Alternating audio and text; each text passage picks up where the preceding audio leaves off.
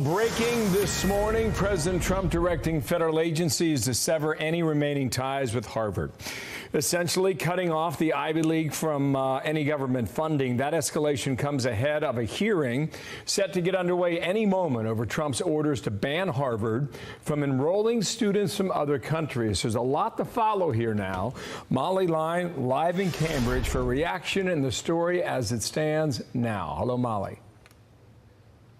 Good morning, Bill. This is the latest escalation. The Trump administration today is sending a letter out from the General Services Administration. This will go to agencies asking them to review their federal contracts with Harvard, the value of which is about $100 million, determining which are non-critical and therefore could be canceled, or if they are critical, could be potentially transferred to another vendor. As you mentioned, this comes as another hearing is slated to get away any second now. This is Harvard's effort to preserve their ability to enroll international students here at the university. This comes after the Trump administration revoked that ability, and this federal judge potentially could put all of this on hold. For now, it's on hold. Judge Allison Burroughs is a 2014 Obama appointee. She's granted Harvard's request for a temporary restraining order, providing short-term relief for thousands of the university's international students, which make up 27% of the student body. In the filed complaint, Harvard argues with the stroke of a pen, the government has sought to erase a quarter of Harvard's student body, international students who contribute significantly to the university and its mission. Around a fifth of those international students are from China, significant numbers also hailing from neighboring Canada and from India. Here's President Trump. Part of the problem with Harvard is that there are about 31%, almost 31% of foreigners coming to Harvard. We give them billions of dollars, which is ridiculous. It's too much because we have Americans that want to go there and to other places, and they can't go there because you have 31% foreign. Among those currently enrolled now in limbo, the future Queen of Belgium, 23-year-old Princess Elizabeth. And Harvard students are speaking out for their international peers, speaking out against the administration's action. Listen. Basically, anyone I've talked to here, we've all condemned it. It doesn't really make sense, both from all we learn from international students on a daily basis, the contributions they make to our campus, but then also as a broader question of academic freedom and what it means to be in higher education in a democratic country. Highlighting the recent protests and anti-Semitism on campus when announcing the revocation, Homeland Security Secretary Kristi Noem referred to Harvard's ability to enroll international students as a privilege, not a right. It is the latest escalation between the administration and the Ivy League institution that is also facing cuts to federal research funding, the possible loss of tax-exempt status. And, Bill, as we have been talking about these additional moves being made by the administration today, we are still waiting for Harvard's response to that latest announcement.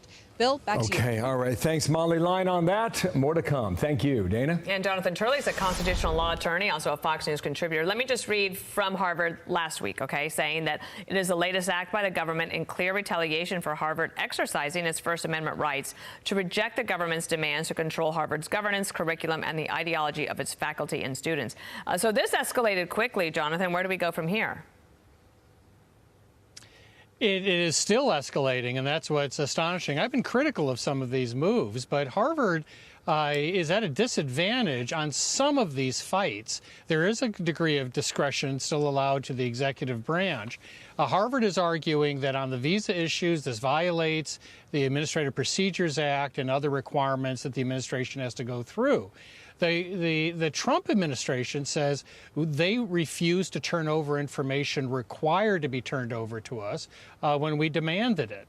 That's going to create a tough legal issue, and it's going to have to be litigated. What's fascinating, Dana, is how Trump has framed this. That, you know, he's saying that, for example, they're going to take some of these grants and send them to trade schools. And you really get that the political dynamic here, which is coming into play. Harvard does not necessarily have the support of the public on this.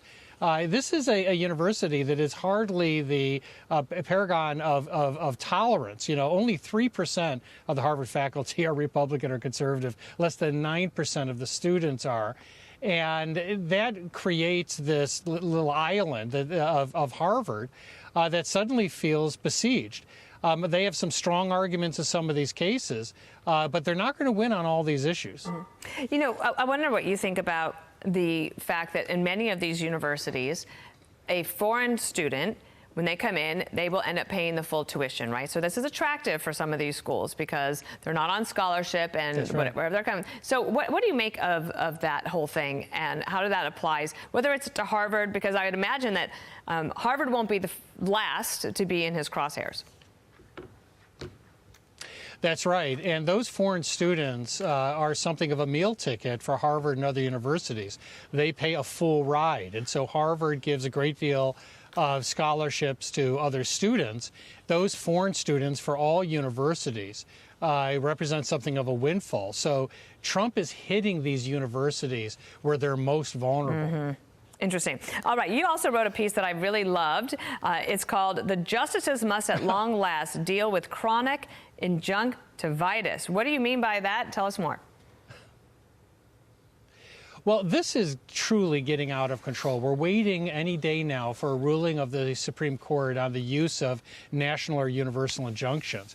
But they keep on coming down. What my article talks about is a judge in Boston who just the previous month had been reversed by the Supreme Court on the use of a temporary restraining order to enjoin the administration. Well, he's back, and this time he's enjoining them in terms of downsizing the education department.